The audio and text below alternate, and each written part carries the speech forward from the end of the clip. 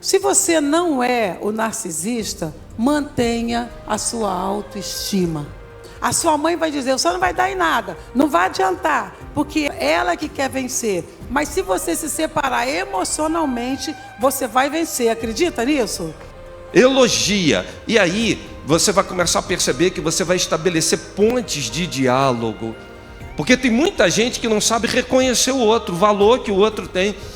Porque eu não concordo com tudo que a minha esposa diz, ela também não concorda com tudo que eu digo, eu não concordo com tudo que meu filho faz, o meu filho não concorda com tudo que eu faço, e aí quando tem o diálogo, essas coisas entram. Porque quando a gente fala de conflito, parece que a gente está falando de uma briga, de alguém que vão se estapear dentro de casa. Não, estamos falando de sentar e conversar, e tratar. A igreja tem suas regras, e as regras são impostas pelo dono dela, da igreja, que é Cristo.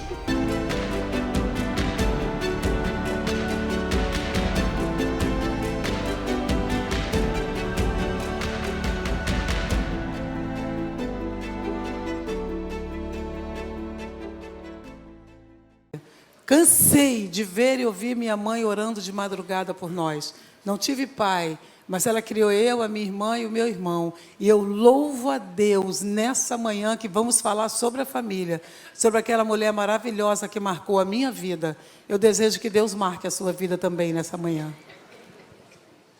Bom dia, irmãos, bom dia, igreja. Que privilégio estar aqui nessa manhã. Uma honra, para mim um prazer, um privilégio.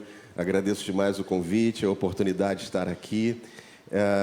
Eu quero dizer que agora meu sonho de consumo, falei com o pastor Anderson aqui, agora meu sonho de consumo, espero que você tenha anotado, amor, o que a pastora falou, porque eu também quero ouvir isso. Ele não anda, ele desfila.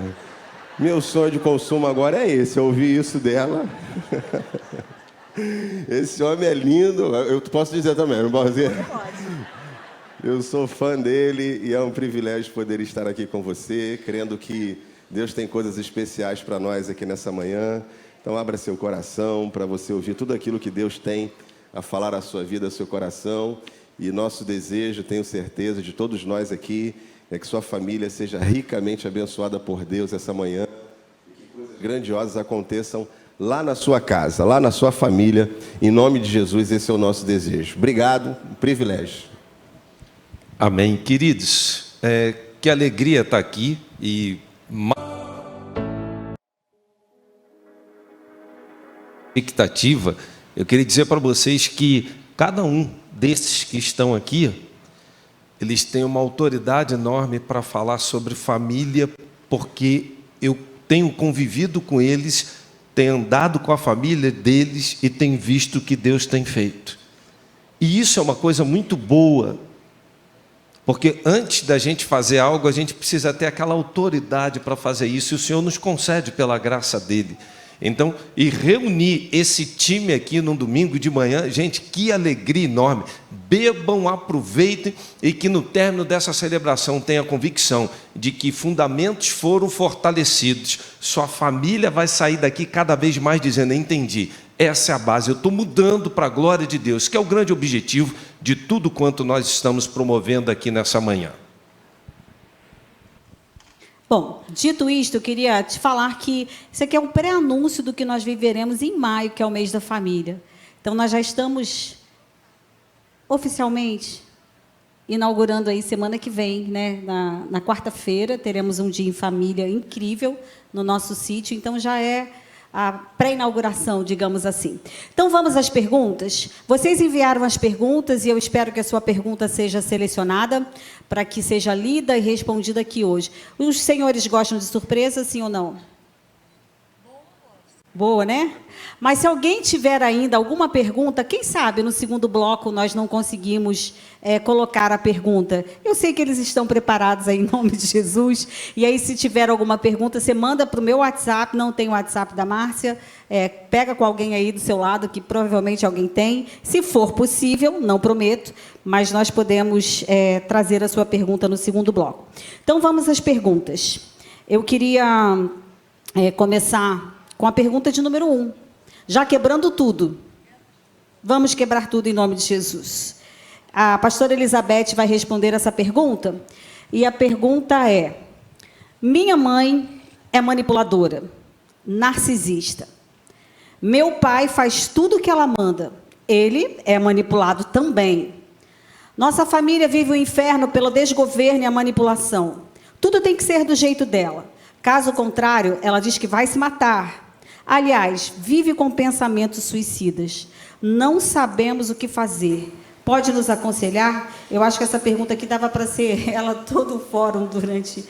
né? Mas eu queria, pastora Elizabeth, que a pastora pudesse falar um pouquinho sobre essa manipulação, narcisismo, e aí tentar responder de uma forma bem, assim, bem sintetizada essa primeira pergunta.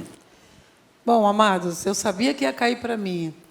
Tem uns abacaxis, assim, daqueles bem, sabe, espinhudos, que vêm para mim. Mas eu gosto do tema. Até porque o nosso objetivo aqui não é acusar ninguém, mas é que as pessoas tomem consciência do mal que estão fazendo à sua família. E essa personalidade narcisista, ela faz parte de várias personalidades doentes, doentias. E ninguém nasce assim não, tá, irmão? Isso é formado no meio, no que recebe, no que aprende. E aqui a pessoa, é um filho, né, ou uma filha, diz que o pai já é manipulado. Na verdade, alguém é facilitador do narcisista.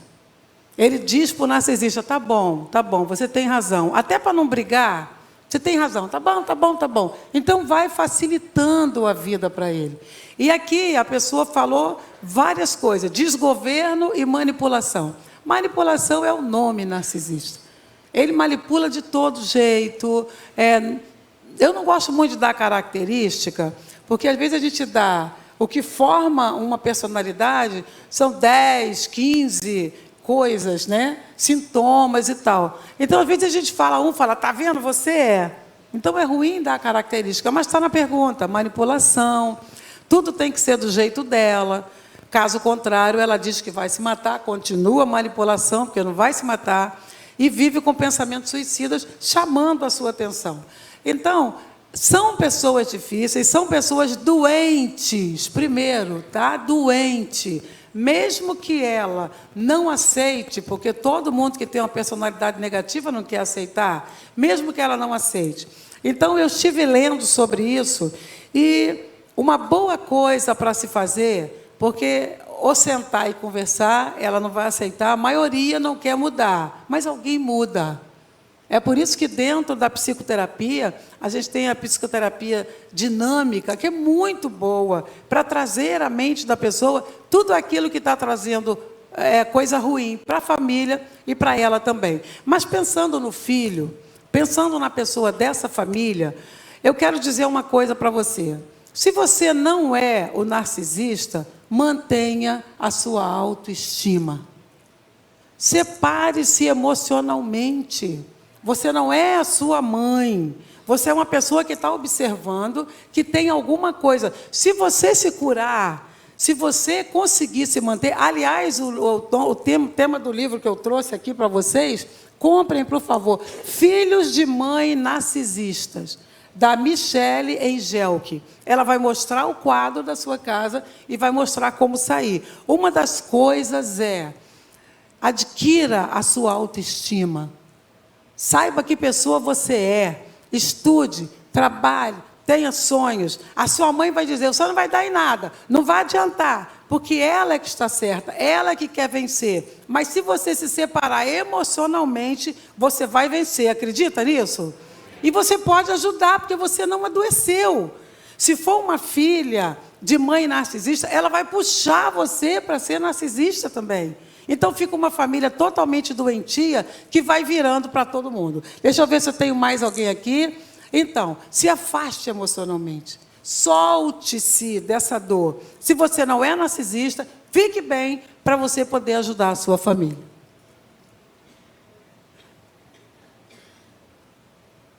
Você pode aplaudir ao Senhor?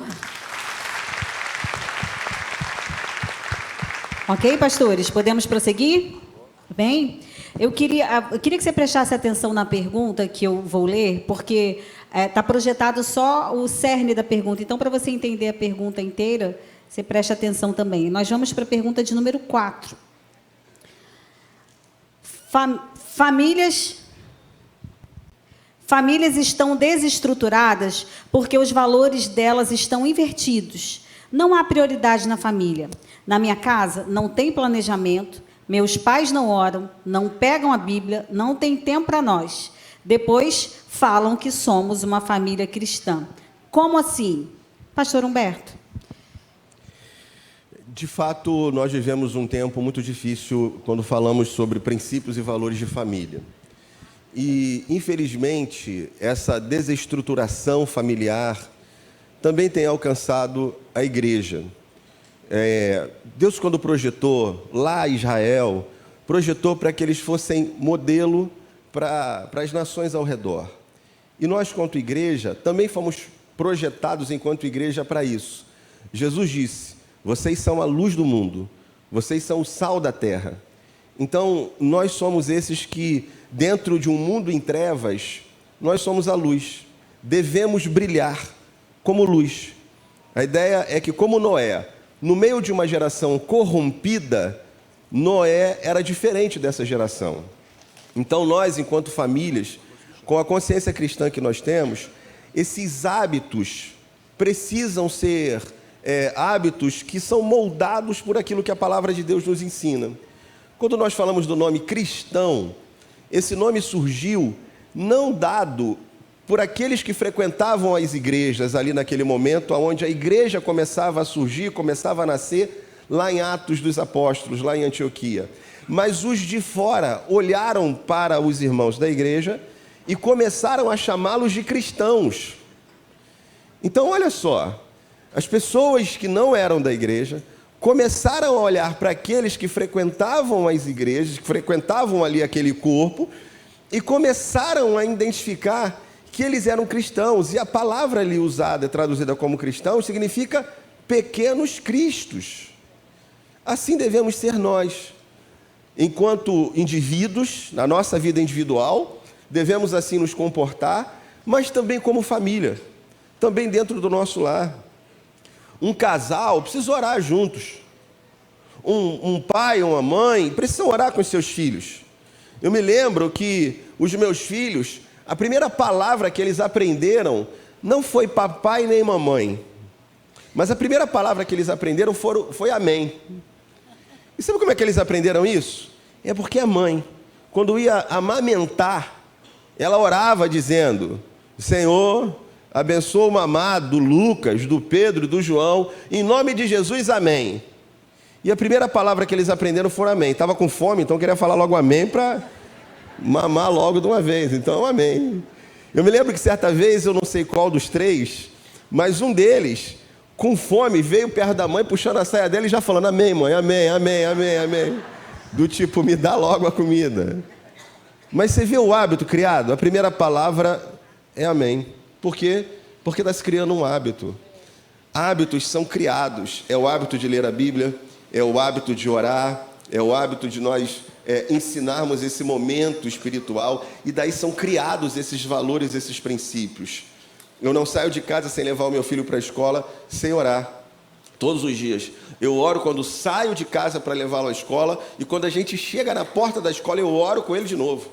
Alguém pode dizer que exagero? Pois é. Nestas coisas, é melhor exagerarmos. É melhor você exagerar do que você não fazer. Então, ensine isso. Tenha esses hábitos. Porque eu gostei aqui da pergunta, quando fala assim, depois fala que somos uma família cristã. Como assim? Uma família cristã não é só aquela que frequenta uma igreja. Isso também é parte. Mas uma família cristã é aquela que vive como Cristo. Porque assim é o cristão. O cristão, eles olharam para aqueles que viviam e disseram: são pequenos cristos, parecem com Jesus. Então, que a gente aprenda isso. E só brevemente, eu li certa vez um livro que contava o testemunho de um missionário. Ele foi enviado para uma ilha deserta e lá ele trabalhou, mas ele morreu. E ali então a igreja, depois de um tempo, enviou um outro grupo de missionários. E quando chegou lá, eles começaram a falar de Jesus. E o pessoal da ilha começou a dizer assim: não, peraí, Jesus? A gente conheceu Jesus. Conheceram Jesus? Como assim? Ele morou aqui um tempo, ele esteve aqui conosco, mas ele morreu brevemente. quando eles começaram a ouvir as histórias de Jesus, eles identificaram que era aquele missionário que tinha passado por ali um tempo. E disseram, a gente conheceu Jesus, que ele viveu aqui um tempo. Que a gente entenda que ser cristão não é simplesmente estar numa igreja, mas é mais do que isso, é viver como Cristo. Amém. Que coisa linda. Só uma palavrinha, Márcia. Eu gostei tanto da segunda parte. Depois dizem que somos uma família cristã. É um filho ou uma filha que está falando. Que bom que você sabe o que é uma família cristã. Eu creio que a sua família vai melhorar, mas a sua próxima família, que vai ser feita por você, a sua próxima geração, já sabe que famílias oram, leem a Bíblia e que tem tempo para os seus filhos. Ai, Deus, glória a Deus. A gente não precisa reproduzir, certo? Aquilo que não está bom, a gente vai melhorar em nome de Jesus. Pastor Eliel, pergunta de número 5. Dentro de casa, as pessoas sabem o que está ruim, sabemos ou não sabemos?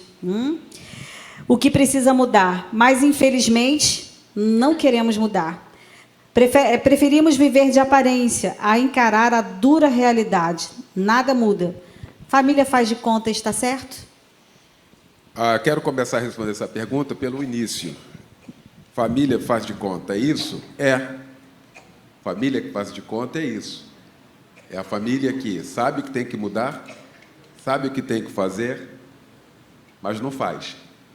Aqui reside toda uma problemática do ceder, de ter o ideal e objetivo de que fato é uma família e de que Deus projetou para a família, para que nós vivêssemos em família. Primeiramente, tem faltado muito respeito no seio das famílias. Ninguém se respeita.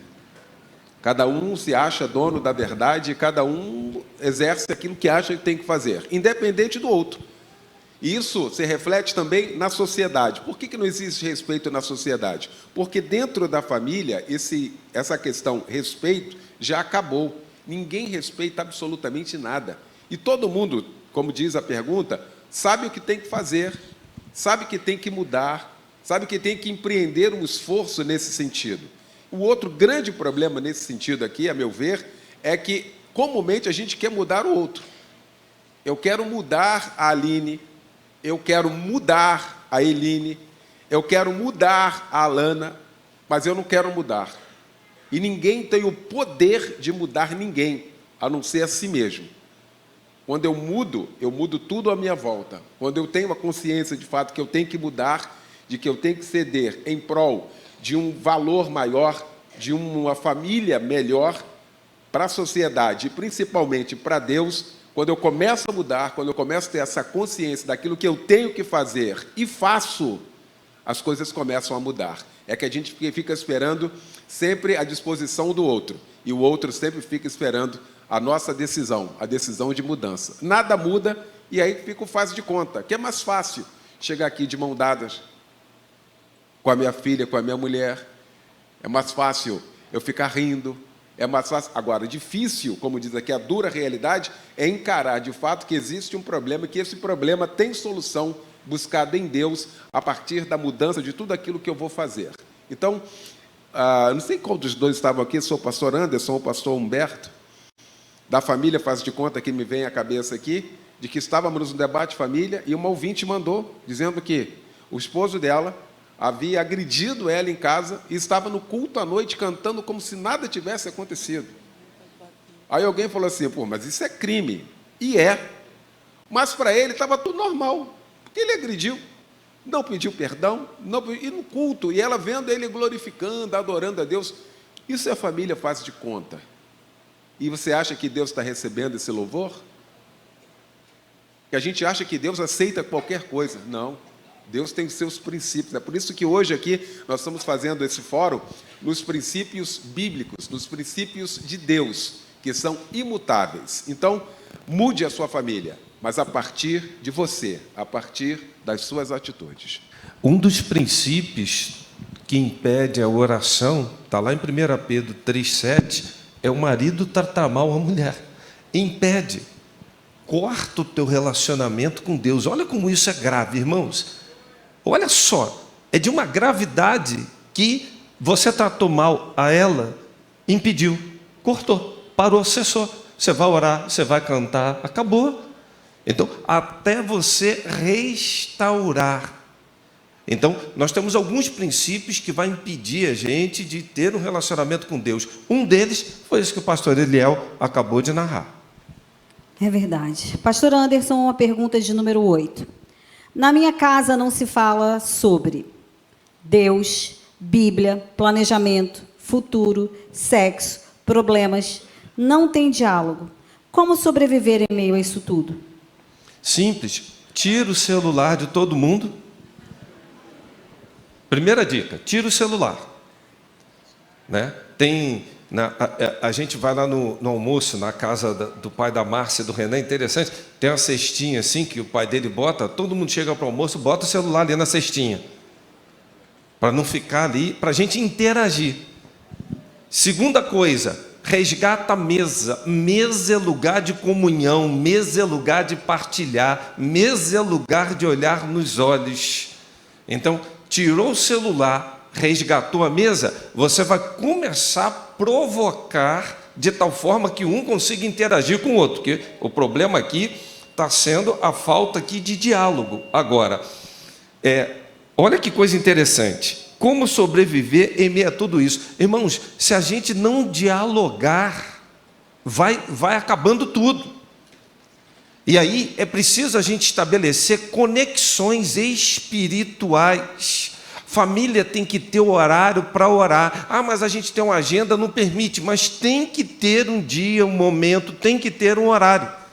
Se isso não estiver na agenda, eu lembro quando a Meline era pequenininha, que às vezes chamavam sábado para eu estar pregando, sempre tinha uns negócios assim, aí eu não gostava de sair sábado, porque sábado eu queria estar com a família. Eu falava assim, não, tem agenda.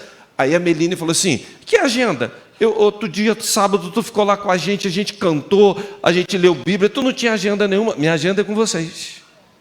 A minha agenda é com vocês. Porque se não tiver um tempo para isso, a gente vai começar a se perder nesse processo. Agora, só para concluir a pergunta, tem hora de falar, tem jeito de falar, tem coisas que precisam ser ditas. Você é uma pessoa que elogia, que reconhece?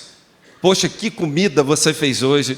Você botou uma roupa hoje, está lindo, está linda. Que orgulho de você por essa decisão que você tomou. Você elogia. Ou você está com alguém dentro de casa que nunca faz elogio, só faz crítica. Então, olha só o que eu vou lhe falar. Às vezes a gente faz uma terapia assim, né? Para quem é muito crítico, faz um jejum de crítica uma semana. Você só vai abrir a boca para elogiar. Tem hora que você vai ver a tua língua coçando você. 1, 2, 3. Solta um elogio. Elogia. E aí você vai começar a perceber que você vai estabelecer pontes de diálogo. Porque tem muita gente que não sabe reconhecer o outro, o valor que o outro tem. E ninguém aguenta viver só com crítica, irmão. Não tem como. Como é que você vai conversar com alguém que só sabe falar mal? Não fez, cadê isso? Errou de novo, e não sei o quê, e não sei o que lá. Então, é preciso a gente restabelecer isso dentro de casa. A morte do diálogo é o precipício da morte da vida espiritual, da vida emocional e a derrocada de toda a família. Queria só complementando essa pergunta, queria já responder a 13, porque eu acho que a gente parte para a prática, além da questão de não criticar muito, como o pastor falou, mas o lema da minha casa é deixa a vida me levar. Está ruim, deixa assim mesmo, vai ficar assim mesmo. Os problemas são sérios, mal resolvidos. Como muda esse quadro, gente? Como é que efetivamente nós podemos ir para a prática? O que fazer, pastor? Eu até me dá a oportunidade, porque eu queria fazer até, de certa forma, um contraponto a tudo que o pastor Anderson falou, de forma correta, assertiva, mas acrescentar um dado que, muitas vezes, a dificuldade no diálogo da família é porque nós temos uma resistência ao confronto, ao conflito. Quando a gente fala de conflito no lar, ninguém quer um lar com conflito. E a gente foge disso. Então, às vezes, para evitar o conflito, ou para evitar o confronto, ou porque eu não quero escutar uma crítica pertinente que precisa ser feita, a gente prefere não falar. a gente prefere não citar. Ou, como diz a pergunta 13 aqui, a gente prefere não tratar dos problemas, porque o conflito incomoda. E quando a gente estuda, por exemplo, tanto eu e a esposa fizemos ali uma formação de terapia familiar sistêmica, na visão sistêmica, e a gente percebe o seguinte: enquanto o casal está em conflito, a gente consegue trabalhar, porque o conflito gera mudança, gera transformação. Mas quando o casal simplesmente parou, não quero mais brigar, cansei, deixa isso para lá, não vou mais... É como se ele já agora entrasse o desprezo, entrasse a indiferença, e aí nisso a gente não consegue muitas vezes trabalhar, porque a pessoa simplesmente resolveu não lutar mais, deixa para lá. Então, um lar onde há o diálogo é um lar onde vai haver conflito. Porque eu não concordo com tudo que a minha esposa diz, ela também não concorda com tudo que eu digo, eu não concordo com tudo que meu filho faz, o meu filho não concorda com tudo que eu faço, e aí quando tem o diálogo, essas coisas entram. Porque quando a gente fala de conflito, parece que a gente está falando de uma briga, de alguém que vão se estapear dentro de casa. Não, estamos falando de sentar e conversar, e tratar. E muitas vezes a gente quer fugir disso. Mas não há mudança se não houver o diálogo. E diálogo, muitas vezes, envolve o conflito. Envolve minha esposa olhar e dizer assim: não gostei do que você fez, aquilo me entristeceu. E aí, logo eu me levanto. A gente, quando vai tratar de casal, a gente às vezes tem que usar... É tão difícil o diálogo, às vezes, que a gente usa um cartãozinho. Verde e vermelho. Segura o cartão. Tu só pode falar se estiver com o cartãozinho verde na mão. Se for com vermelho, tu não fala. Porque senão a gente simplesmente não consegue. Porque o casal não sabe dialogar, eles gritam o tempo inteiro. Vai começar a falar, e aí você começa a dizer: não, mas é que ontem, quando você fez aquilo, me entristeceu. Aí tu já quer se defender. Não, mas eu fiz isso porque você... Aí vira uma guerra, uma confusão. A gente tem muita dificuldade ao diálogo, muitas vezes, porque queremos evitar o conflito. E eu não quero estimular a briga dentro da sua casa, mas digo para você que não haverá mudança se a gente não sentar, olhar no olho um do outro, falar o que precisa ser dito com amor, com respeito, com cuidado, mas sabendo que muitas vezes eu vou escutar coisas que vai me incomodar. Eu tenho que ter a maturidade para ouvir e saber que muitas vezes eu tenho que mudar, que o outro está certo naquilo que está ponderando dentro do lar, dentro do diálogo. Nós estávamos falando sobre isso de manhã com as mulheres, sobre até entramos um pouquinho em submissão, e falando que a submissão não predispõe que você não fale. Você precisa falar com respeito, não é assim? Mas se posicionar. Não aceitar tudo, não é assim? A gente precisa se posicionar. Então, pastor Eliel, só para a gente concluir, a 23 diz assim: na sua opinião, o que está destruindo hoje as bases familiares? O relativismo. O relativismo que nós estamos vivenciando hoje tem sido assim um devastador para o seio da família, para toda a sociedade, mas sobretudo para o seio da família.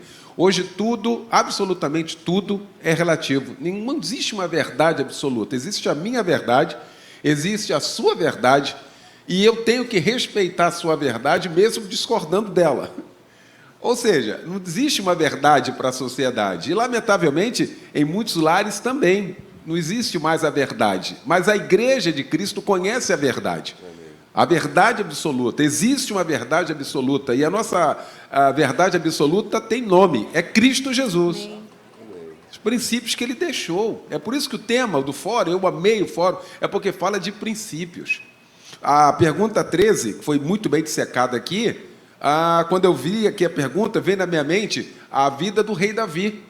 Um rei altamente vitorioso nas guerras. Mel, coloca 13. Mas altamente maléfico para a família. Onde não havia diálogo. Ali era o famoso: deixa a vida levar, não vou fazer confronto. Um filho estupra a outra filha, um irmão estupra uma irmã, e ele não fala absolutamente nada. O outro irmão promove tudo para matar esse irmão que acabou estuprando a irmã, e ele sabia que ia matar o outro, o filho ia matar o outro, e ele não fez absolutamente nada. Absalão pede para que o pai converse com ele pelo menos uma vez.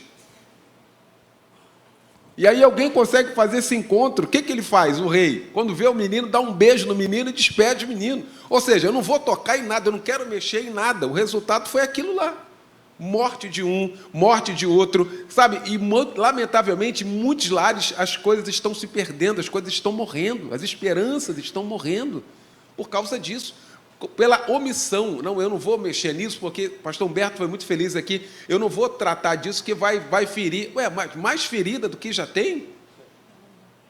Às vezes a gente não quer colocar o dedo na ferida para sarar, porque acha que vai doer, que doa pelo menos uma vez, mas que cure. Oh, Jesus. Mas que sare.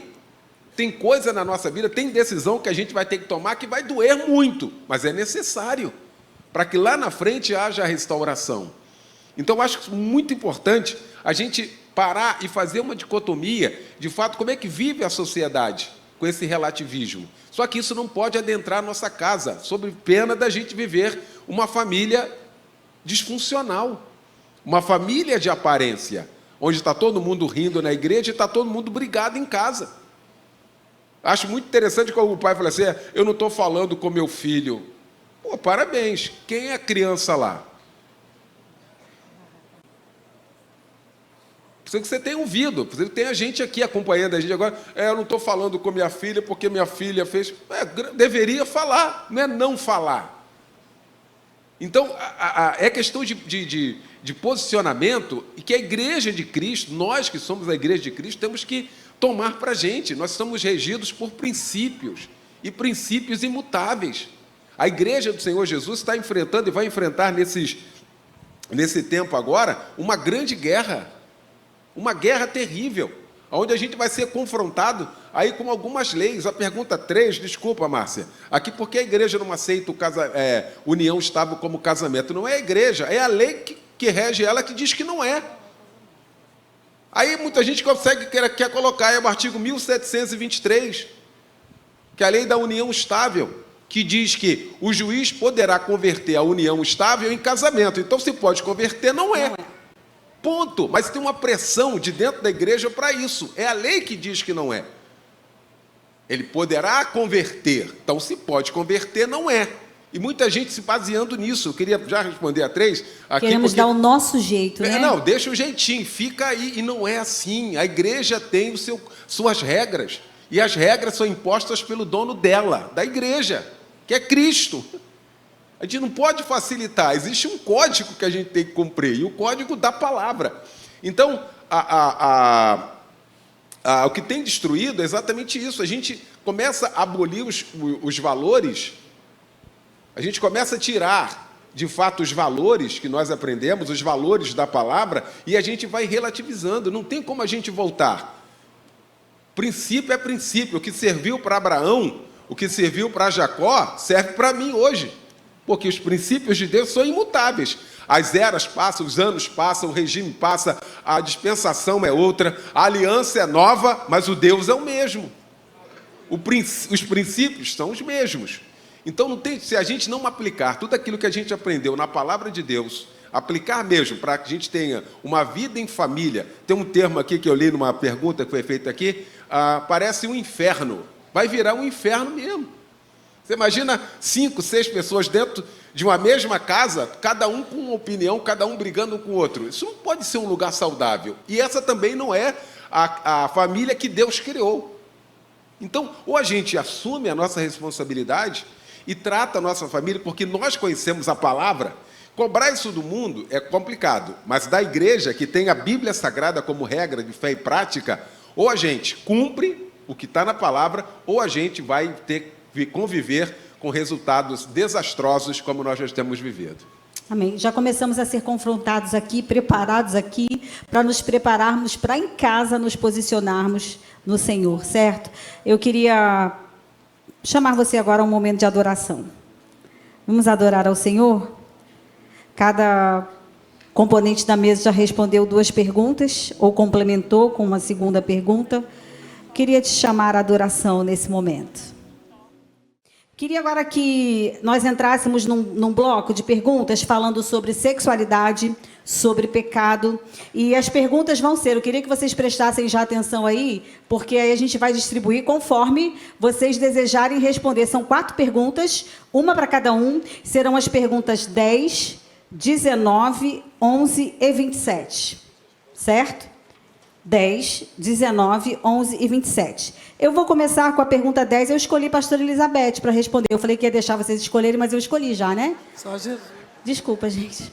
Não é Só assim, Jesus para na minha começar, vida. né? Jesus. Eu falei, eu venho, mas não. Vem sim. Meu Deus do céu.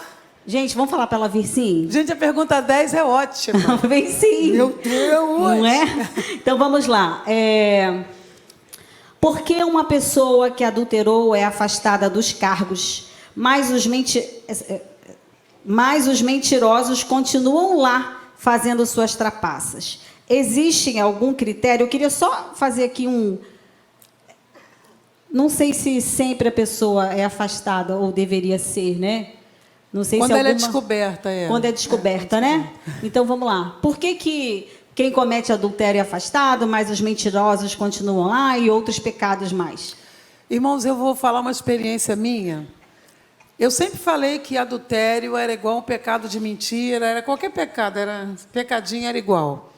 Até o dia que eu li o livro de Provérbios de novo.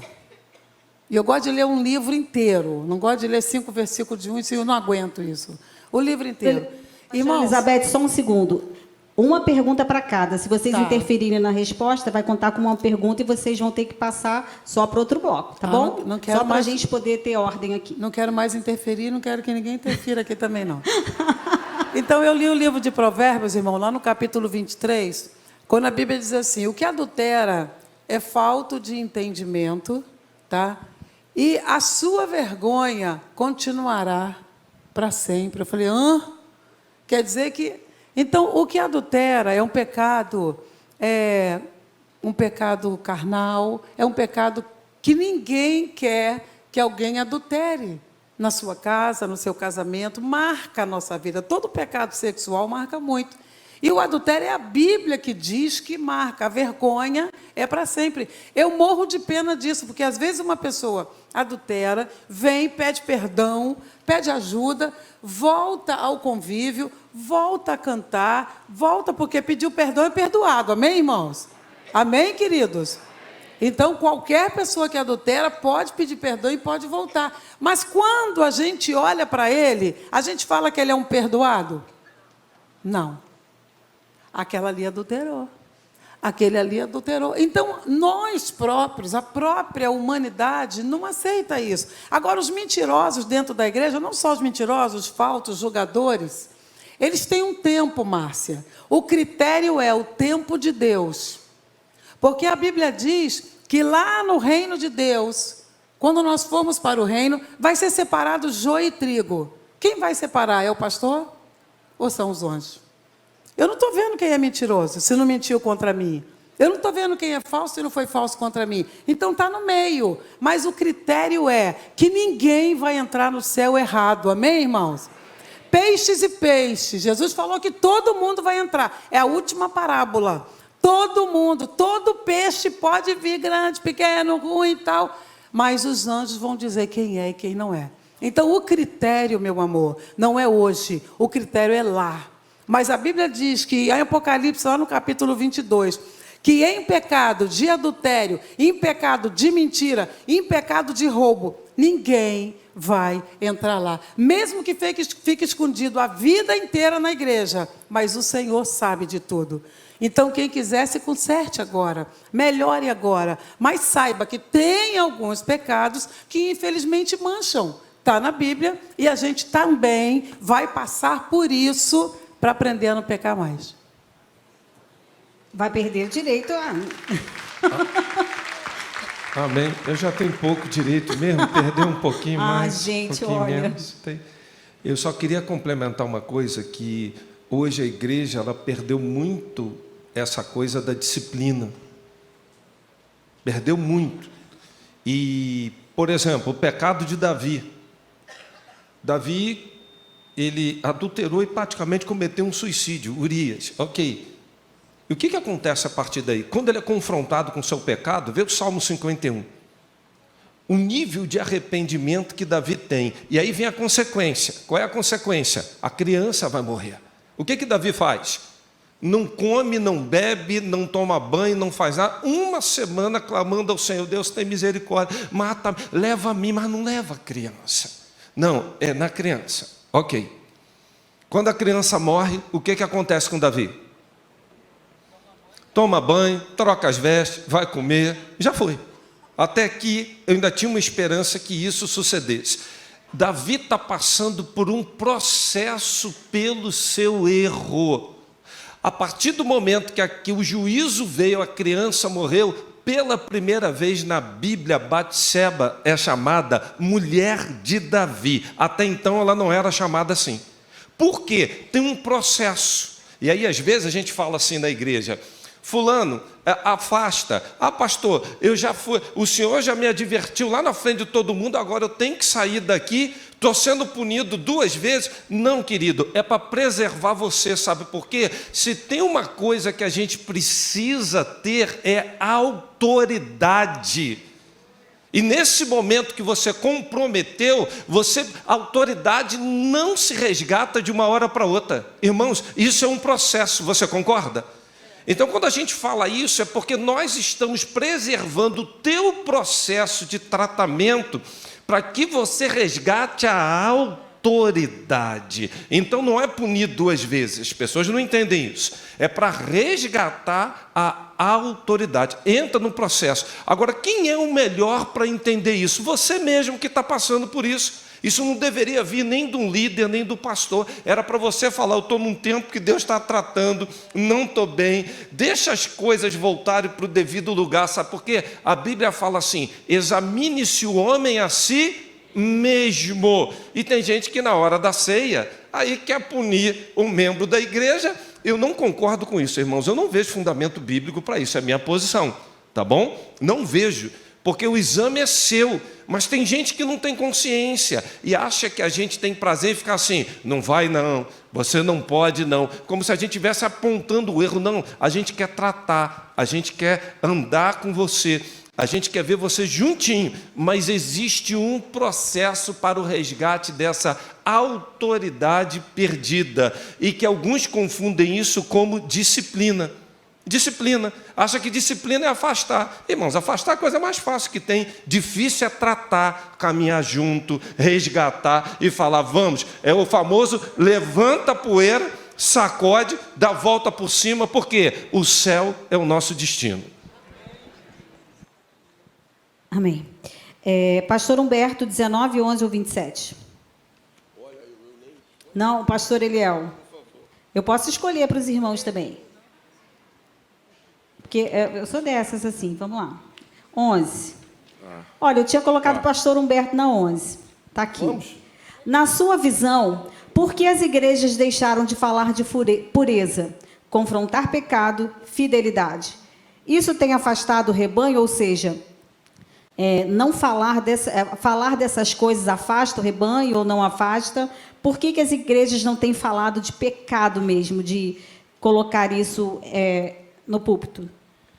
Bom, olhando numa visão mais geral, a gente vai entender que é exatamente o que já foi dito aqui, a questão do relativismo, que nós estamos vivendo um tempo onde, de certa forma, alguns passaram a entender que aquilo que era pecado já não é mais pecado nessa geração.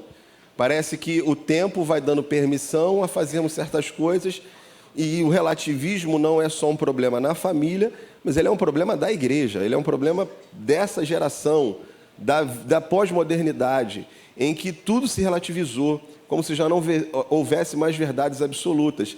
E Jesus continua sendo a verdade absoluta, Ele é a verdade, Ele é o caminho, a verdade e a vida. Então, muitas vezes, para muitos lugares, em muitos arraiais, essa é a questão, o medo de perder pessoas. O pastor falou aqui sobre não disciplinar mais. Por que hoje já não se disciplina mais, como a gente falava anteriormente? Não é só por uma questão do entendimento do tratamento, mas também é o medo de perder. Porque, infelizmente, você hoje disciplina aqui, a pessoa atravessa a rua, vira para o outro lado, entra na igreja, nem sei se tem igreja ali na frente, hein, pelo amor de Deus, mas atravessa a rua, muda para outra igreja e lá é recebido com flores, com tudo, né? Com cargos e tudo mais. Então, esses dias lá, a nossa juventude foi fazer um culto da igreja e falou, olha, pastor, a gente tem uma turma aqui que a gente está juntando aqui, eles vão vir aqui tocar. Eu falei, quero autorização do pastor de todo mundo. As igrejas dele, pastor que tem que me mandar uma autorização dizendo que eles estão autorizados a tocar aqui. Porque às vezes estão disciplina lá na igreja deles, não podem tocar lá, não podem fazer nada lá e vêm para cá para tocar aqui no culto jovem. Não, então eu quero que o pastor de cada um deles me avise que eles podem vir aqui e participar do culto aqui na igreja. Senão não vai tocar, senão não vai fazer. Mas hoje a gente tem medo muitas vezes de se posicionar porque vai perder. Agora, eu particularmente, olhando aqui para a pergunta 11, eu tomo muito cuidado, é a 11, né? Eu tomo muito cuidado em relação à generalização. Porque a rede social hoje, a internet hoje, faz com que a gente generalize tudo. E a pergunta é, na sua visão, por que as igrejas, como se todas as igrejas não falassem mais? A gente acabou de ver aqui que o pastor fez questão de falar numa pergunta para justamente colocar ordem na casa, para justamente se posicionar como igreja. Então, todas as igrejas, não. A gente precisa tomar cuidado porque é aquela síndrome do Elias. O Elias chega lá para Jesus, para Deus e diz assim, porque todos se perderam e só eu fiquei. Aí Deus vai e fala, ô bonitão, tem mais 7.000 aí que não se dobraram. Tem um remanescente fiel, irmão, graças a Deus por isso. Tem uma igreja que continua falando de pecado, continua disciplinando, continua considerando o pecado o que era pecado, continua lutando por viver princípios. Estamos aqui num fórum falando de princípios bíblicos.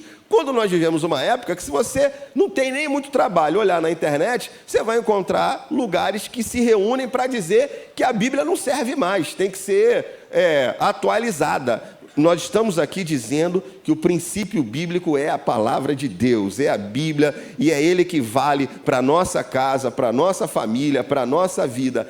Então, eu não gosto da generalização. A igreja não fala mais. Não, tem uma parte da igreja que não fala. E se você quer saber, desde o início era assim. Porque você vai olhar lá nas epístolas, o apóstolo Paulo está descendo pau em todo mundo, dizendo que tem um monte de gente que é filho do diabo, que tem nome de cristão, que prega a mensagem por coisas erradas. Então, desde o início, a igreja sempre teve que lutar contra a heresia, contra um falso evangelho, contra uma falsa pregação da palavra de Deus. Não mudou, continua tendo que pregar, mas eu volto a afirmar, tem um remanescente fiel.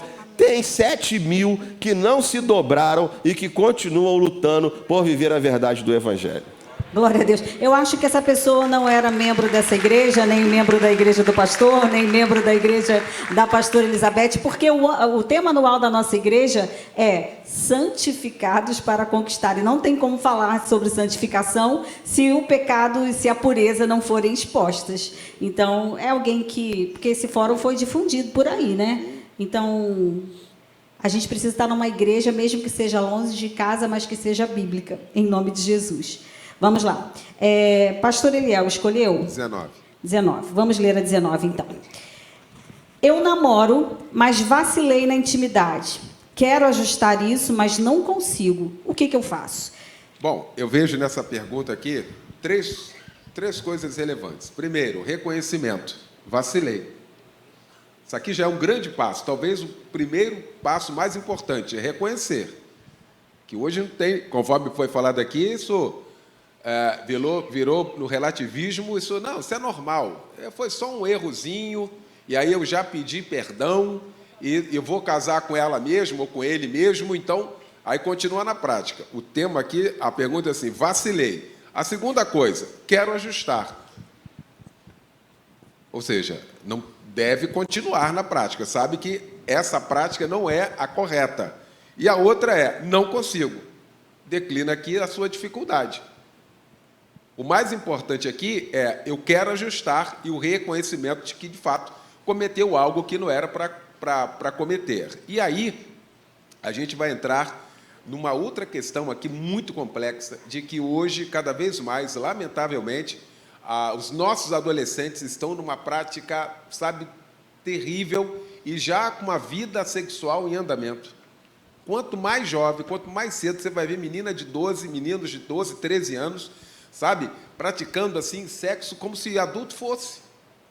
Tem a ver com a pergunta 17, né, pastor? Porque diz assim, a galera se diz cristã, mas vive em fornicação. Pois é. Então, como é que a gente acerta isso? A pessoa quer acertar e, ao mesmo tempo, existe um outro grupo que está sinalizando que o pessoal diz que é crente, vem à igreja, mas vive em fornicação e nada acontece. Sabe, Márcia, porque comumente essa questão aí acontece, né? A gente espera que somente entre duas pessoas. E aí fica escondido. Fica escondido para mim, escondido para os pastores, menos para Deus. Não tem como ter bênção de Deus numa vida assim, mesmo que vá casar. Porque a grande desculpa é essa, né? O famoso test drive que o mundo fala lá fora, que tem, lamentavelmente, adentrado também as igrejas. Não, eu vou provar. Não existe isso, irmão. A Bíblia diz, como manterá puro o jovem o seu caminho? Então, existe uma sinalização da Bíblia Sagrada para isso, de pureza, como foi falado aqui pelo pastor Humberto. Pureza nesse sentido, com clareza diante de Deus. Existe também uma proliferação de um sexo de tudo quanto é forma. Você vai ver comercial de fralda de neném, tem uma mulher seminua. A gente que acessa a internet, toda hora tem um negócio piscando lá, e se você colocar, você vai para o TikTok, que é tão difundido hoje aí, você vai ver lá, tem um monte de mulheres seminuas lá, normal, para todo mundo acessar. Isso vai ficando comum, vai ficando normal. E aí a gente vai ver aqui, por isso que eu destaquei aqui, olha, eu vacilei. Então vacilou, sabia que não era para fazer, sabe que está errado, precisa ajustar. E agora, o que fazer? Tem que pedir ajuda. Se não está conseguindo, vai ter que pedir ajuda. Porque sozinho não vai. E comumente, às vezes, vai por curiosidade. Só que depois da curiosidade, depois da prática, vem a necessidade. É aqui que reside o problema.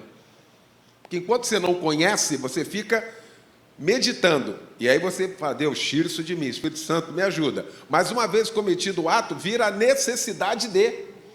E aí você controlar a necessidade de uma volúpia, algo com a força da carne, só com muita ajuda do Espírito Santo. E ainda bem que ele está disponível para ajudar todos nós. Então busque ajuda. Se você não está conseguindo agora equacionar isso, se você de fato tem planos de casar com esta pessoa, montar família, primeira coisa, estanca esse negócio. E aí, se você não estiver conseguindo, busque ajuda com o seu pastor, conforme o pastor Anderson falou aqui. Busque ajuda com o seu pastor, busque ajuda com alguém que vai abençoar a sua vida. Porque para detonar você vai ter um monte, mas com certeza o Espírito Santo vai indicar alguém para ajudar você a sair disso e ser uma pessoa vitoriosa e, sobretudo, ter uma família abençoada por Deus. Você pode aplaudir ao Senhor por isso? Eu acredito que, como nós estamos falando de família, todo mundo quer começar certo, por isso que os jovens estão fazendo essas perguntas. E, pastor Anderson, complementando para mim, a 27, por favor. Então, falando de namoro, de intimidade, falando sobre constituição de família, existe algum princípio bíblico para namorar? Como saber se está seguindo aquilo que o Senhor quer? Existe algum princípio bíblico? Deixa eu só para complementar algo aqui que o pastor Eliel falou, meus irmãos, assim, nenhum casal no namoro cai de uma hora para outra. Sabe como é que cai? Com a oportunidade de ficar sozinho num lugar que não deveria. Aí você vai ficando, vai achando normal. É fugir mesmo. Sabe por quê? Hormônio, a palavra parece com demônio. E não se converte. Desejo é uma coisa que tem que ter limite. Freio. Então, quando você, a moça, você quer entrar, você está sozinho? De jeito nenhum. Quando eu namorava a Márcia, que eu ia na varanda tentar dar um beijo para ir embora, a luz já piscava. Parecia uma boate, assim, ó, despede logo, senão eu vou aí. Aí assim, eu acho que estão me mandando embora. Eu pegava o caminho de casa. Teve dia que eu ia lá ver a Márcia, aí eu falava, oi minha flor, a gente orava, aí você, eu vou embora. Aí ela falou assim, o que foi? Eu falei, não estou bem. Você está passando mal, quer um remedinho? Eu falei, para esse negócio não tem remédio não. Eu estou indo embora porque eu não estou bem. E fazia igual o Zé do Egito, ó, vaza. Vaza. Por quê? Ia dar problema. Então, meus queridos, assim, cuidado esse negócio de intimidade, botar limite, não dá. Nós somos adultos, estamos aqui. Esse é o problema. Esse é o problema. E olha, só tem mais um. E para esse negócio não tem idade, não, tá? Você pode ter 12, 13, 70, 80, é a mesma coisa. Tá bom? Não tem idade. Não tem idade. Cuidado com isso. Então, é uma coisa que eu queria destacar aqui, que eu acho interessante. Agora, critério para namorar. Deixa eu falar uma coisa. Namoro, a gente bota que é aquela fase de conhecimento. Você olha para a Bíblia, você vai ver assim, né? É interessante que os pais decidiam. E não é que dava certo? Hoje o povo decide, escolhe, reescolhe, às vezes ainda vai reeditar. Separou, deu um problema, aí volta, nova edição. E dá errado. Quem faz test drive na área sexual, 99% não compra. Você sabe por quê? Sabe qual é o sintoma após a intimidade? O pecado, sabe o que gera? Repulsa, nojo, culpa, vergonha. E isso afasta. É o sentimento normal do pecado. Por isso que quem faz test drive nessa área, a maioria não compra. E, meu irmão, isso é conversa do diabo. Porque depois a gente tem que ver para ver se depois vai dar certo, né? Hebreus 13:4. Bem-aventurado é o matrimônio e o leito sem mácula. Porém, os que se dão ao adultério, Deus os julgará. Isso é o quê? Princípio. É isso que está faltando para nós. Aí fica essas baboseiras, esse povo falando assim, ó, não, mas tem que testar, né? Meu irmão, isso é coisa do inferno. Se tem uma coisa que já deu certo na tua vida, sabe o que é? Vida de pureza e santidade com o Senhor. Eu duvido dar errado, porque isso é bíblico. Amém? Amém, amém, igreja? Amém. Então, você não cai nessa esparrela aqui, né? Aí, mas pastor, tem critério? Oh, meu irmão, não vos prendais a um jugo desigual. Desde o início, o que Deus estabelece? Um padrão. Porque você já pensou? Aí casa, eu tenho um colega de profissão, ele é de uma religião assim que faz uns negócios aí. Aí ele fala assim: ô Bíblia, eu te entendo bem porque minha esposa é da Assembleia de Deus. Mas ele gosta de bater tambor, ele gosta de fazer as coisas dele lá. Aí eu fico pensando assim, aí tem um filho.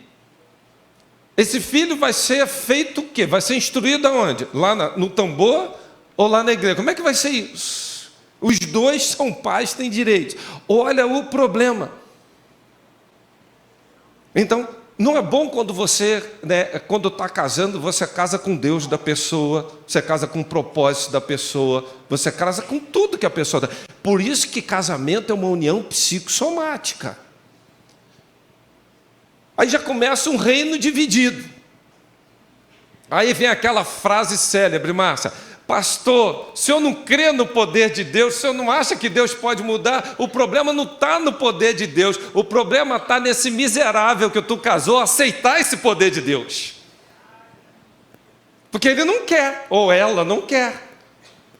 O problema não está no que Deus pode fazer, é ele querer o que Deus quer fazer.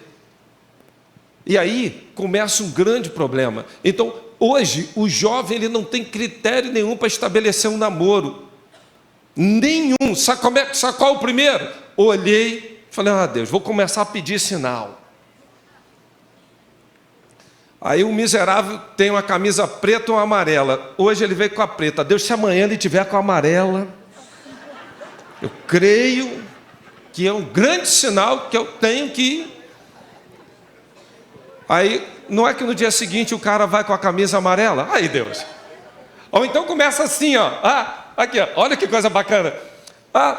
Pastor, ele tem todos os atributos que eu pedi a Deus. É alto, é não sei o que, é não sei o que lá, é isso. Lá em casa todo mundo gosta dele. Critério é espiritual. Eu estou cansado de ouvir isso dentro de gabinete, gente. Critério é espiritual. Você está falando critério. Pastor, só um instantinho. Você que fez a pergunta surpresa... Se interrompeu, vai ficar fora depois. Oh, meu Deus, as minhas regras não valem para mim. A pessoa que fez a pergunta surpresa, fica ligada porque o pastor já está respondendo. Eu gostaria de perguntar sobre relacionamento com pessoa não evangélica. Como saber se esse relacionamento veio de Deus? Devemos insistir? Acho que já respondeu, né? Irmão, deixa eu só falar uma coisa para você. Tem coisa que você nem precisa orar. Sabe o que você tem que fazer? É fugir. Eu quero orar. Não for, irmão, não ora, não foge. Sabe por quê? Se for de Deus, vai ao teu encontro. Deus vai fazer chegar na tua mão. Tem coisa que você não precisa nem orar. Foge. Você olhou, já viu que isso aqui não está batendo aqui não. Sai. Sabe por quê? Irmãos, é você botar Deus à prova. Mas eu conheço uma pessoa, um casal que depois se converteu, deu bem. É um milagre. É uma exceção. Então, se você puder, evita isso. Se você quiser, eu te digo, um monte de gente aqui dentro da igreja que está casada há 20, 30 anos e pergunta a eles o que é estar no julgo desigual, você vai entender. Então, o critério e não é estar na igreja não, e por favor, Márcia, não, presta atenção, irmãos, tem muita gente que está dentro da igreja, olha o que eu vou dizer, e que você vai casar num julgo desigual. Pastor, o que é isso? Quem tem ouvidos, ouça. Vai casar no julgo. Está dentro da igreja, pastor. Canta, toca, dá aula na EBD. Tu vai entrar no julgo desigual. Escuta o que eu estou falando. Então, o critério é espiritual. Ouça o que Deus está falando, irmão. Senão, não vai dar certo esse negócio. Queridos, eu fico assim, eu tentei fazer tudo direitinho. Primeiro eu dei meus tropeços, né? Tentei fazer tudo direitinho. Meu irmão, até hoje a gente fica lá, tem hora que puxa para um lado, puxa para o outro, eu falo, Jesus, esse negócio é desafiador mesmo. Imagina você já começando com as coisas tudo errado, tá entendendo?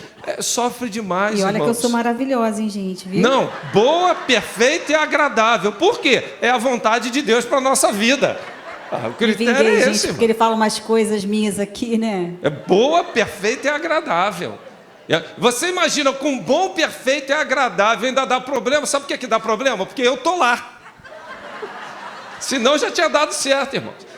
Então, queridos, só para resumir aqui, cuidado com isso, com esses critérios aqui. Eu só queria, Márcia, pegar um ganchinho aqui. O pastor Eliel falou uma coisa muito interessante, que já veio a resposta aqui na internet. União estável não é casamento. Agora, cuidado. A igreja estabelece o que ela quiser. Agora, a Bíblia é regra de fé e prática. Fé e prática. Para batizar, a Bíblia tem critério. E a Bíblia não pergunta a sua condição, se o casamento é isso ou se é aquilo. É óbvio que a gente quer é que você esteja com a sua vida toda cuidada, toda acertada. O que eu quero dizer aqui é muito simples, muito simples. A gente vive drama aqui de uma irmã que genuinamente veio a Cristo, entregou a sua vida a Cristo Jesus e está numa união estável e o marido não quer casar e quer se batizar. E aí agora eu devolvo a pergunta para vocês. Qual é a regra que vai valer? É uma reflexão. Letra A, Bíblia, letra B. É uma profunda reflexão. Se a Bíblia é regra de fé e prática, Efésios 2, 8 e 9. Ou então a gente vai começar a botar estatuto da igreja acima da Bíblia. A gente tem que tomar cuidado com isso. E, mais uma vez digo, o ideal, sabe o que é? É que batismo seja uma coisa e ser membro da igreja seja outra. Vocês estão entendendo? Sim ou não? Porque para batizar, né, a Bíblia tem um critério, e para se tornar membro, a igreja estabelece o que ela quer. Ambos devem ser respeitados. Vocês estão me entendendo? Eu acho perfeitamente que você pode batizar e a pessoa não ser membro. Olha só. Porque a igreja pode estabelecer os critérios que ela quiser. Não, aqui Tem a ver é com a casamento. pergunta 18, pastor. Está na hora 18. Por que para batizar eu tenho que estar casado? A Bíblia exige estado civil para batizar? Olha aí, ó. Olha aí. Esse está sendo um grande problema hoje, um dilema. Sabe por quê? Aí chega aqui, ó. Meline vai casar. E vai um dia, em nome de Jesus. Critérios espirituais, oh Deus. Nada disso. Agora eu gostei, bonitinho, minha família. Não. Critério espiritual, convicção espiritual. Aí bacana. Aí ela vai terça-feira para o cartório, casou bonitinho. Olha só. O casamento é sábado na igreja. Quem vai fazer? Pastor Anderson Maciel. Aí chega sexta-feira, ela fala assim, ó, papai, no cartório lá já está tudo legal. Essa noite eu vou dormir com... O que o pastor Anderson fala? Primeiro, eu quase que infarto. Infarta, né? É importante a gente falar isso, irmãos. É importante a gente falar isso. Você sabe por quê? Tem 4 bênçãos que acompanham a família. E a gente ora, quando é conveniente, a gente pesa um lado e pesa o outro. O que eu quero dizer? Muito simples. Deixar pai e mãe debaixo de autoridade. A partir de agora você vai viver uma vida numa só carne com o outro. Leve isso a sério. Deixar pai e mãe debaixo. Isso é uma bênção para a constituição de uma família. Quando você vê geralmente um pai ou uma mãe fala assim, cuidado, isso aqui não vai dar certo. Ouça, porque Deus botou autoridade sobre a tua vida. Segunda bênção, está legalizado diante do Estado com casamento. Isso é uma bênção. Não, é casamento, está legalizado. Terceira bênção, de quem põe as mãos está orando. Por isso, casamento no sábado. E por último, do que Deus uniu, o homem não separe. Deus é testemunha de toda a união. Porque depois, quando começa a dar problema, fica assim, ó, e pastor, quem é que falou que Deus uniu? Já vi gente bêbada ali falar comigo assim, falando assim, mas no dia do meu casamento eu tinha bebido tanto, não lembro nem o que eu assinei. Agora, como é que eu vou dizer que Deus está nisso? Eu já ouvi isso, irmãos, dentro de gabinete pastoral. O senhor acha que Deus estava nisso, pastor? Eu estava bêbado, nem lembro o que eu assinei. Queridos, tem 4 bênçãos, grave isso, deixar pai e mãe. Grave isso, que é a legalidade diante do Estado. Legalidade, acabamos de estar aqui. A imposição de mãos daquele que está constituído por Deus para poder fazer isso. E a bênção do próprio Deus, que é testemunha de toda a união. Levem esses 4 princípios a sério, porque sua família vai ter uma excelente base e tudo para dar certo.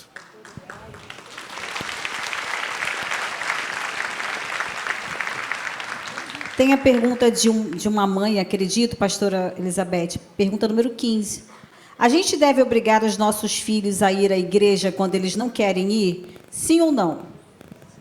Devemos obrigar os filhos a ir à igreja, sim ou não? E tem a ver com uma pergunta surpresa também, que a pessoa diz que os filhos saem da igreja para encontrar com o mundo. Os filhos perdem a salvação? Desculpa, como é que é a segunda? A segunda é falando que as situações do mundo trazem os filhos, tiram eles da igreja.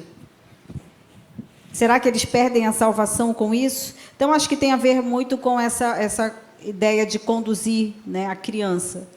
Eu penso que se é criança, se é um adolescente, seu filho menor, você obriga ele para a escola? Sim ou não? Ou alguém aqui deixa ele para a escola o dia que ele quiser? É assim? Não. E por que a igreja não? A igreja é o nosso lugar seguro. Então, enquanto ele estiver comigo, ele vai para a igreja. Ele não é obrigado a orar, mas em casa ele vai orar. Porque a gente ora à mesa. Alguém aqui ainda ora à mesa, irmão? Pelo amor de Deus. Nem à mesa, não. À mesa. Sabe, irmãos? Estando à mesa, ele vai orar. E a gente vai orar para sair, porque a gente ora para sair, porque tem alguém lá fora querendo pegar a gente já ora logo para os anjos do Senhor vir. Alguém ora ainda para o Senhor guardar? Entendeu? E o filho está vivendo isso comigo, irmão. Que conversa é essa? Agora, filho faz tudo, faz o que quer. São menores de idade, vão comigo à igreja assim, com amor, não é arrastado pelo cabelo, não, porque não precisa. É amor, sabe, amor. Fala, você vai me obedecer, porque eu te trato bem. Sabe, tem uma pergunta aqui boa que eu queria pegar do filho, qual é o que tem para o filho na Bíblia? Que pai tem, eu acho que é depois que vai falar, qual é o papel, né? Papel de filho é respeito e responsabilidade, amor. Amém? Respeito e responsabilidade. Dentro da responsabilidade está a obediência, está limpar seu quarto. É 24, pastora. Isso, já Tenho que respeitar os aqui. meus pais, uma vez que eles mesmos não se dão respeito? Só tem. Aí que seu pai vai ver como é que tu é crente. Aí que seu pai vai ver que filho bom que ele tem. Sabe? É verdade. Eu não tive pai, não. Quando descobrimos o meu pai, eu já estava casada. Mas nunca desrespeitei aquele homem. Que para mim não foi bom. Para minha mãe não foi bom. Mas era meu pai. Paguei o enterro dele, enterrei num caixãozinho bonitinho quando ele morreu. Eu podia largar para lá, ele me largou para lá. Sabe, irmão, respeito é para a vida toda. A Bíblia diz, honra pai e mãe. Porque quando você honra, você está colocando uma pedrinha de Deus ali naquela mente, naquela cabeça. Não importa quem ele é. Mas eu tenho que obrigar meu filho a ir para a igreja? Se ele é menor, ele vai. Ele vai comigo no amor. Não é pelos cabelos, não. Tá? Não é no amor, não, irmão? Ah, vai. Na conversa, irmão, no diálogo, vai. Ele é menor de idade. É o que eu estou falando. A gente não obriga a ir para a escola. Alguém aqui fica com o filho em casa? Não. Agora, só para a igreja que não? Agora, quando ele tiver de maior idade, que ele puder resolver a vida dele, aí sim. Agora, claro que numa igreja como essa aqui, não tem por que não vir, gente. Numa igreja como essa aqui, tem coisa para pré-adolescente, para adolescente, para todo mundo. Eu vou responder de outra maneira, até para o meu irmão que está ali falando comigo, eu entendo perfeitamente, irmão, eu sei. É verdade. Espera aí, Ronaldo, Concordo. só um instantinho. Não, concordo com o Ronaldo, Sim, concordo, sim. tá? Ronaldo, eu estou entendendo perfeitamente. Você tem igreja em casa? Quem tem igreja em casa aqui, irmão? Quem tem a primeira igreja em casa? Você ora em casa? Você faz culto em casa? Você entra no quarto do seu filho e ora? Quantas vezes eu orei no quarto, na cabeça da minha filha? Ela não queria. Ela estava afastada, mas dizia, eu vou te abençoar. Ela falava, mãe, você parece um fantasma. Eu dizia, eu sou um fantasma do bem. Sou fantasma do bem. Então, quando a gente não consegue de um lado, irmão Ronaldo, a gente pede a Deus uma outra estratégia. Vamos recomeçar a fazer culto em casa, irmão. A gente acabou, fica falando que os princípios bíblicos acabaram. Claro, ninguém ora mais, ninguém faz culto, ficou tudo largado, irmão. Ficou tudo largado, eles não têm mais o prazer da presença de Deus em casa. E buscar a presença de Deus na igreja, quando eu não vejo Deus em casa, é muito difícil. É muito difícil. A questão de exercer autoridade também. Os pais falam que os filhos não obedecem. Mas aonde está a autoridade exercida por esses pais? Verdade. E Aonde aí que tá? eu só queria acrescentar duas frases. Depois me corta aí a pergunta aí, mas... Animou. eu acho que Bom, é importante... Ronaldo animou aqui, ó. Pois é. É importante o seguinte... a Bíblia, eu creio na Bíblia, sei que nós aqui cremos, e a palavra de Deus é assim, ensina a criança o caminho que deve andar, e quando for velho não se desviará dele. A questão é, o princípio de autoridade, ele precisa ser ensinado lá na primeira idade, na primeira infância. Um grave problema é que muitos deixam para ensinar isso quando é adolescente, ou quando já tem 10 anos, 11 anos. Aí, querido, aí é oração mesmo. Aí é pedir a Deus um milagre e tal, entrar um anjo.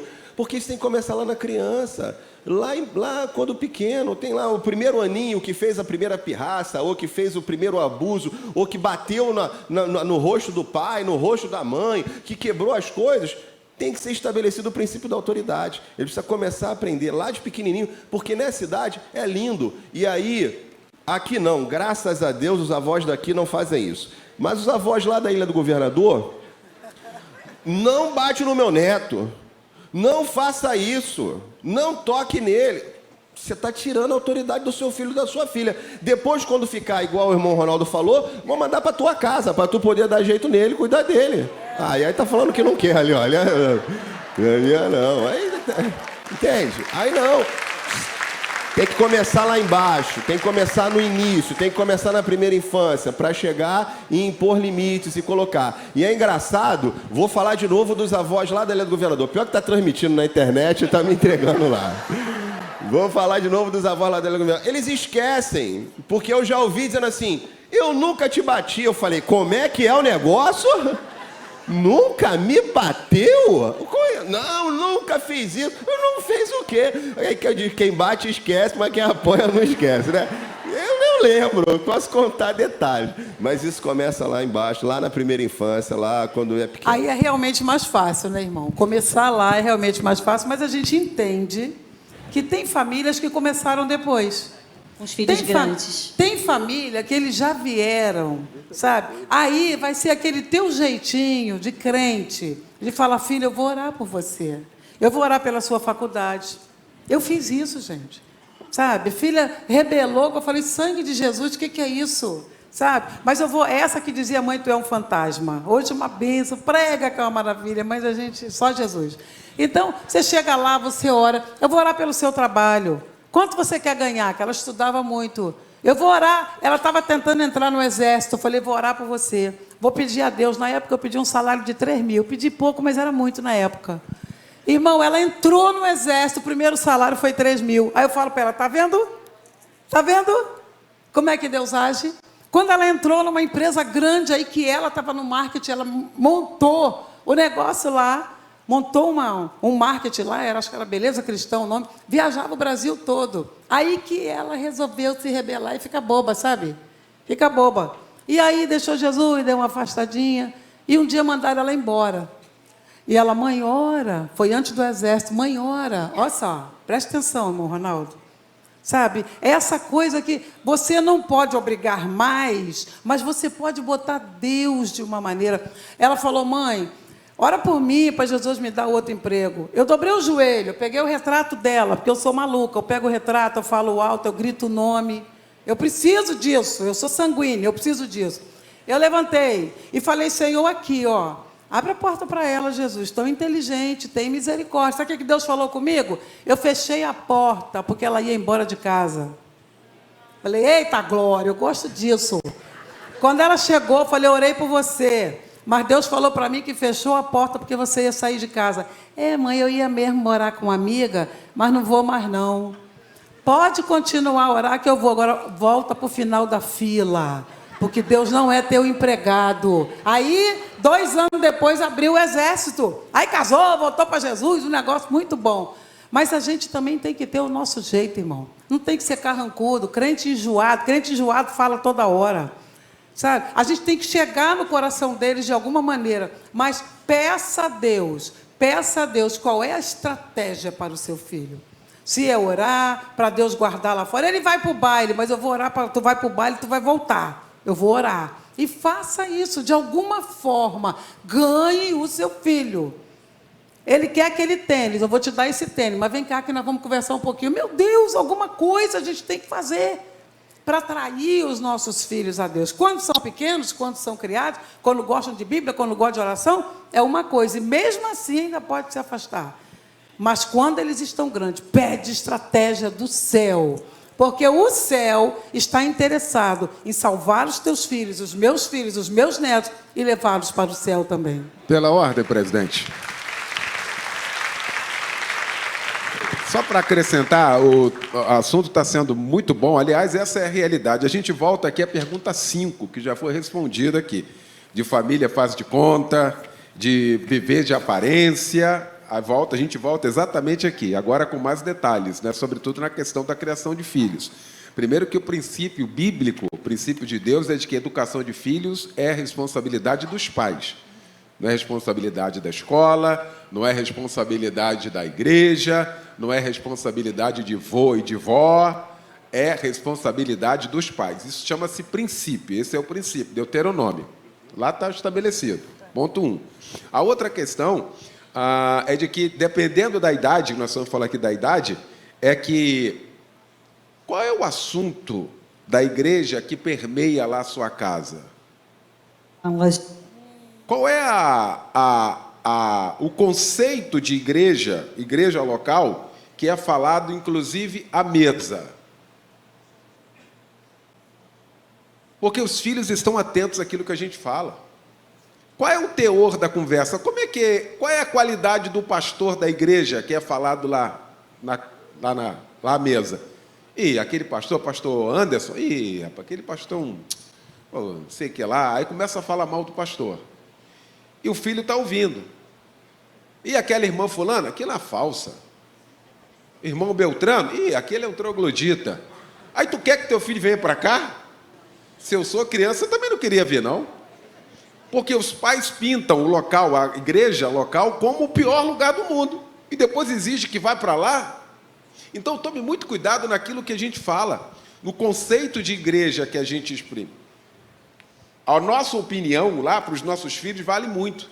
Se aqui é um lugar que tem gente falsa, tem gente que não presta, que o pastor não vale nada, que o pastor... Como é que você quer que seu filho venha para cá? Inteligentemente, esse aqui não é um lugar para ele estar, segundo você. Então, a gente tem que tomar muito cuidado. Eu já vivenciei muitas experiências com relação a isso. Pior que a gente acha que os nossos filhos não estão prestando atenção. Mas é tudo que eles querem. E qualquer coisa que você vá confrontar, ele vai falar, mas o pastor de lá não é isso, não é aquilo. Você falou, caramba, eu falei isso um dia desse, eu falei isso há 2 anos atrás, mas aquilo na mente dele está... Porque isso tudo tem um cunho espiritual, e a gente não pode esquecer disso, que Satanás trabalha exatamente aí. Que o local da igreja não é o local legal, não é o local apropriado para você estar. Pelo contrário, aqui é o lugar dos nossos filhos.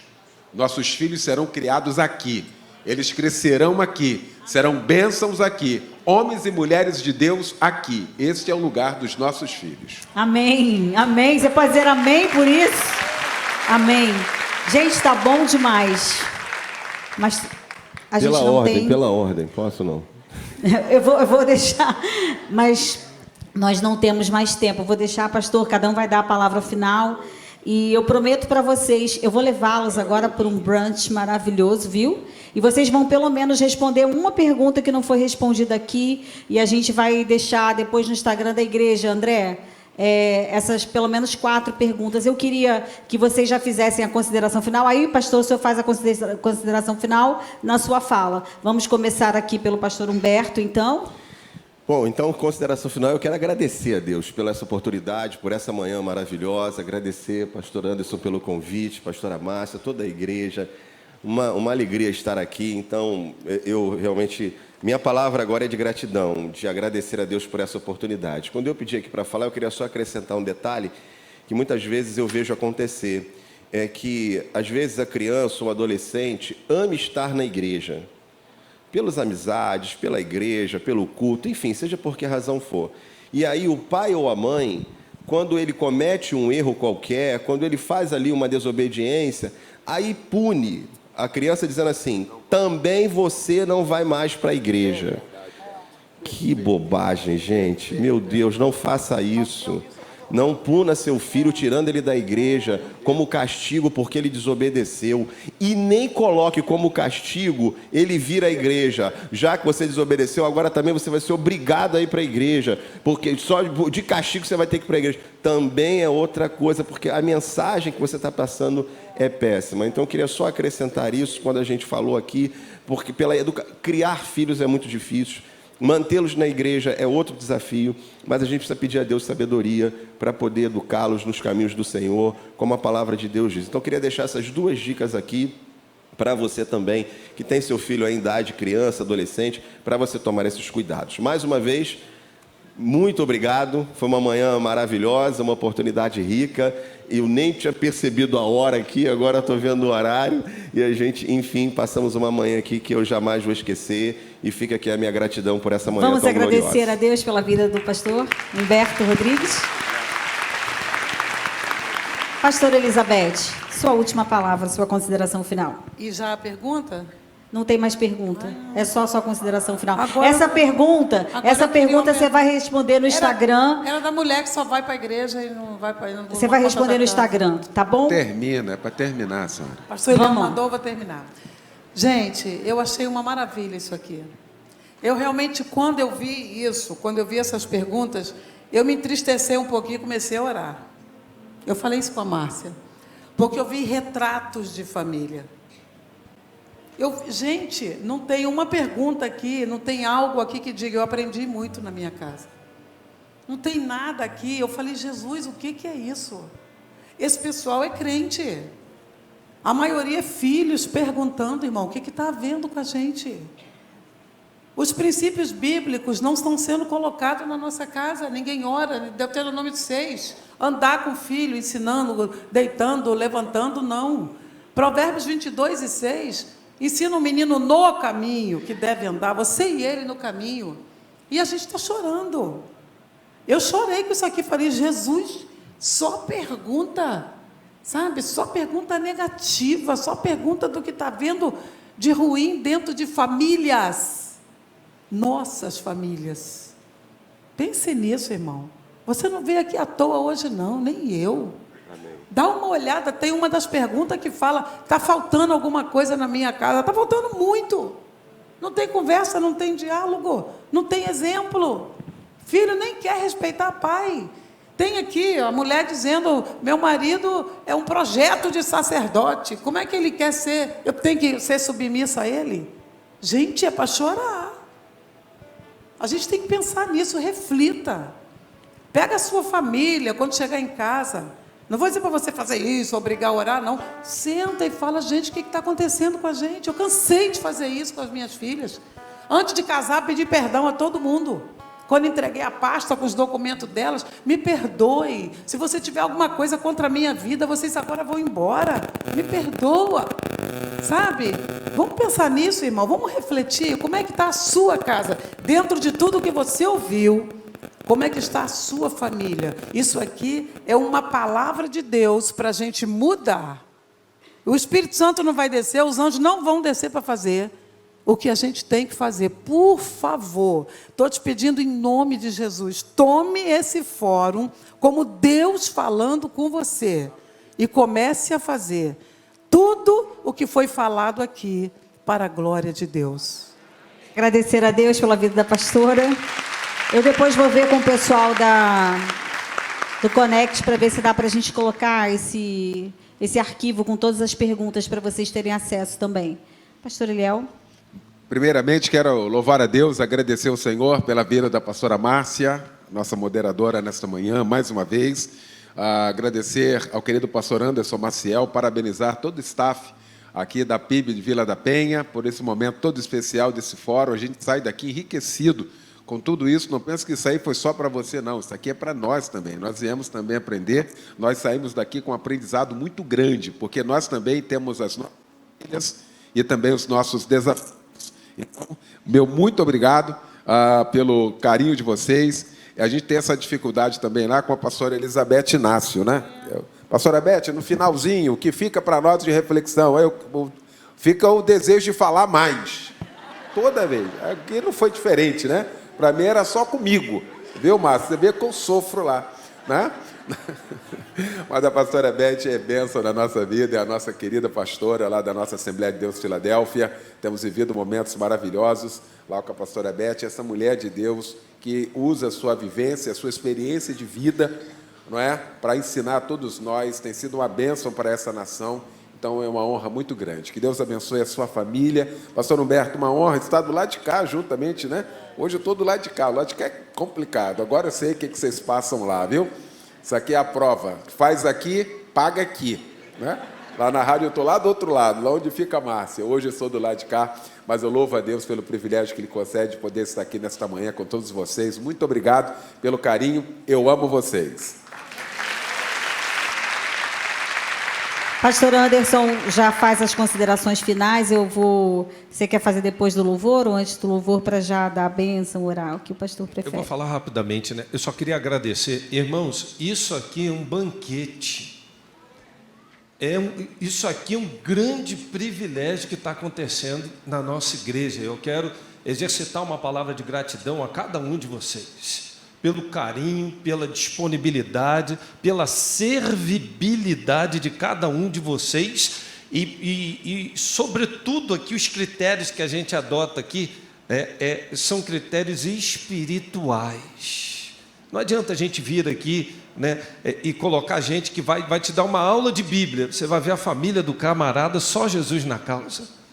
Então, não dá, irmãos, né? Então, um dos critérios para o pastoreio é o cuidado com a família. Então, é o que credencia, habilita. E eu queria muito agradecer a vocês. E só para concluir a palavra, muito simples: Deus não pede muita coisa de cada um de nós nos papéis. Olha que coisa simples que Deus pede para os homens: ame a sua mulher como Cristo amou a igreja e se entregou por ela. Olha que simplicidade, irmãos. Tudo crê, tudo espera, tudo suporta. Mulheres, respeitem os vossos maridos e se submetam como ao Senhor. Olha que simplicidade, irmãos. Filhos, honrem seus pais e obedeçam. Primeiro mandamento, com promessa, para que tudo te vá bem e tenha longevidade. Irmão, isso é princípio. Quem quer viver muito? Quem quer viver muito? Quem quer? Deixa eu ver. Ele não quer não, ele não quer não, irmão? A gente vai orar agora aqui para... Não quer. Honre teu pai e tua mãe. Faça isso. Honre, obedeça. E por último, pais, não provoquem a ira e instruam no caminho do Senhor. Dito isso, a palavra está com você. Vamos adorar ao Senhor? Patrícia, muito obrigada também de ter vindo com seu esposo. Seja muito bem-vinda. Esperamos vocês aí outras vezes, em nome de Jesus. Deixa eu fazer uma coisa aqui por conta do horário. Igreja, vamos ficar de pé. A gente vai impetrar Patrícia, a bênção. sobe, porque e a gente vai adorar o Senhor já aqui. Depois do último acorde, você vai poder sair. E logo mais, 17h30, estaremos aqui em oração. E hoje à noite, vamos fazer aqui a celebração de batismos. Venha, traga um convidado. Deus, obrigado pelo tempo que passamos. Fortifica as nossas casas. Que caia por terra, Deus, todo liberalismo. Que caia por terra, Deus, toda frieza. Muda cada um de nós, alcança os nossos lares. E ao despedir a tua igreja, eu peço que a graça de Jesus e que o amor de Deus, o nosso Pai, e a comunhão do seu divino e santo Espírito esteja com toda a sua igreja, agora e para todo sempre. Amém.